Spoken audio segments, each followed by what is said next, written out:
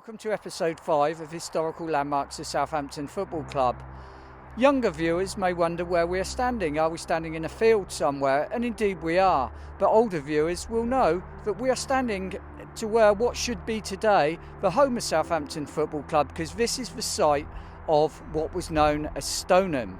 Back in the mid-90s, in 1995-96, it was mooted that Saints would move here from the Dell. The Dell, with a capacity of 15,000, was the smallest in the Premier League at the time, and obviously was not big enough for a club of Saints' ambitions and size. So it was mooted that Saints should move here to Stoneham. In most respects, it had everything that a modern football ground would need. It was within half a mile of the airport and, of course, the main line to London and Southampton Parkway Station.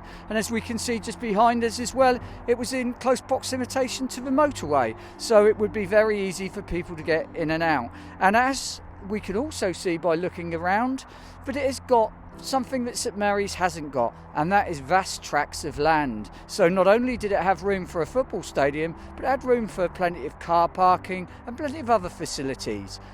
But it was the other facilities that would eventually spell the end of the project. The problem for Stoneham was that the issues in building the stadium and getting planning permission were very complex. Firstly, the land with which we stand on was owned by Hampshire County Council.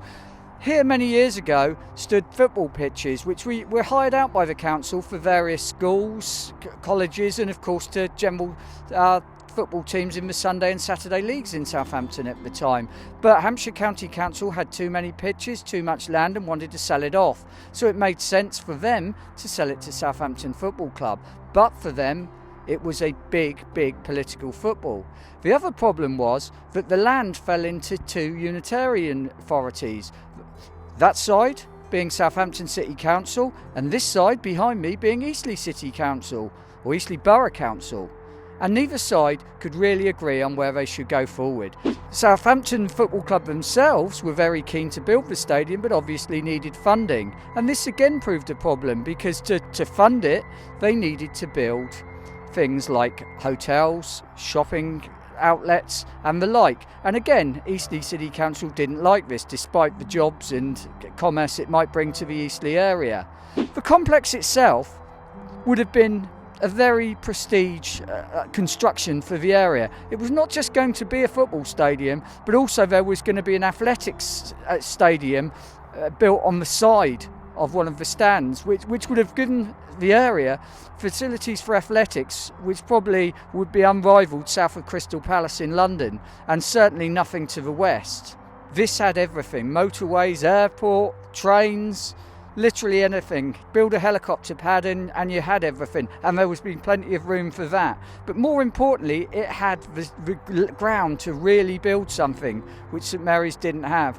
Sadly, political infighting would put paid to the whole situation and would lead in the late 90s for Southampton Football Club to accept that the scheme would go nowhere as long as the councils continued infighting, and eventually Southampton City Council decided that they'd had enough and that they identified the land at St Mary's, worked with Southampton Football Club and built a stadium fit for the team and fit for the Premier League in 21st century.